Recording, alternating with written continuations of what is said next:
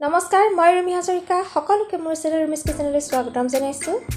আজি মই আপোনালোকৰ আগলৈ লৈ আহিছোঁ ওলকবিৰে শ'ল মাছৰ জালুকীয়া ৰেচিপিটো। দৰ্শকসকল আমি সকলোৱে জানো জালুকীয়াকৈ বনোৱা শ'ল মাছৰ ৰেচিপিৰে আস্থামা, ডায়েবেটিছ, হাৰ্ট ডিজিজৰ উপৰিও বিভিন্ন ধৰণৰ ঘাঁহ শুকোৱাৰ কাৰণে মাছল গ্ৰ'থ, ডাইজেশ্যন, মাল নিউট্ৰিশ্যন ধৰক এয়া চাৰ্জাৰীৰ পিছত হিলিঙৰ কাৰণে বহুত ধৰণৰ উপকাৰী। তেনেহ'লে চাওঁচোন আহক কেনেকৈনো এইটো ৰেচিপিটো বনালোঁ। প্ৰথমে মই শ'ল মাছ এটা এনেকৈ কাটি কুটি পৰিষ্কাৰ কৰি লৈছোঁ। তাৰপিছত তাত মই হালধি, নিমখ আৰু জলকীয়া গুড়ি এনেকৈ মিক্স কৰিম। বেছি নহয় অলপ গোটেইখিনি দি মিক্স কৰিম।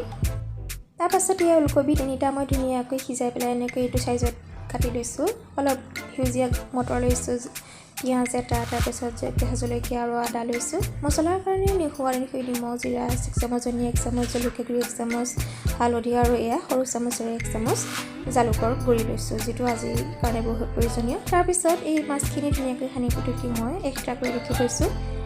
এখন কেৰাহীত 3 চামুচ তেল। তাৰপিছত সেইখিনি তেলতে মই মাছখিনি ভাজিম, হাফ ফ্ৰাই হোৱালৈকে ভাজিম।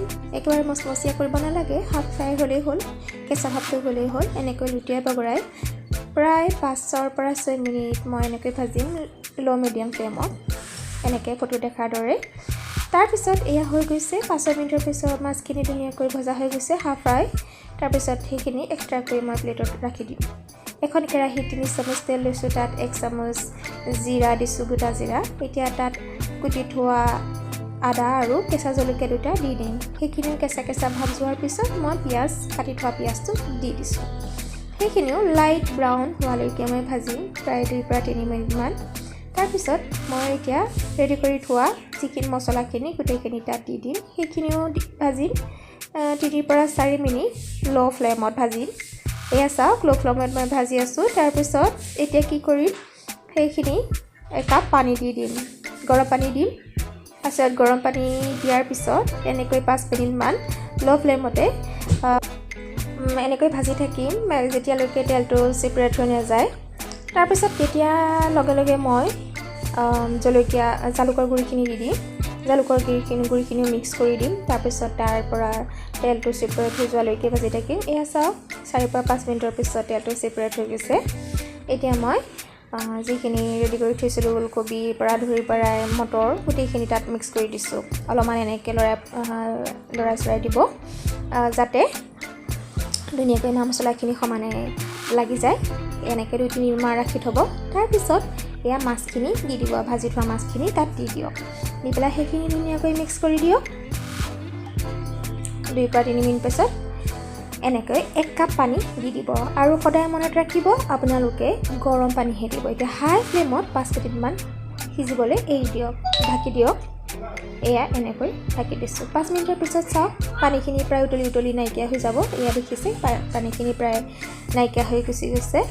তাৰপিছত এতিয়া আমি কি কৰিব লাগিব, মই একেবাৰে সহজকৈ দেখুৱাই দিছোঁ আপোনালোকক, বেছি কষ্টৰ দৰকাৰ নাই।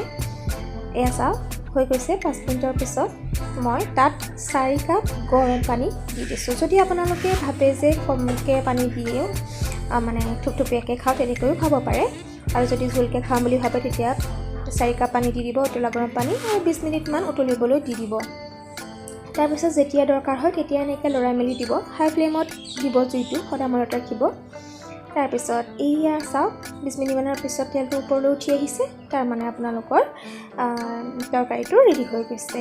তাৰপিছত আপোনালোকে একেবাৰে ফ্ৰেছ ধনিয়া পাত কেইটামান তাত দি দিয়ক, ধুনীয়া চেণ্ট আহি যাব। আপোনালোকৰ ডিছ ৰেডি হৈ গৈছে। এতিয়া গেছৰ চুইচটো অফ কৰি দিয়ক। দৰ্শকসকল এয়া আপোনালোকৰ বহু স্বাস্থ্যসন্মত সোৱাদযুক্ত ৰেচিপি শ'ল মাছৰ জালুকীয়াটো ৰেডি হৈ গৈছে। দৰ্শকসকল আজি ৰেচিপিটো কেনেকুৱা পালে মোক কমেণ্ট বক্সত জনাবচোন। যদি ভাল পালে এটা লাইক কৰিব আৰু মোৰ চেনেলটো ছাবস্ক্ৰাইব কৰিবলৈ নাপাহৰিব। সকলো দৰ্শককে ৰুমি কিচেনৰ পৰা বহুত ধন্যবাদ।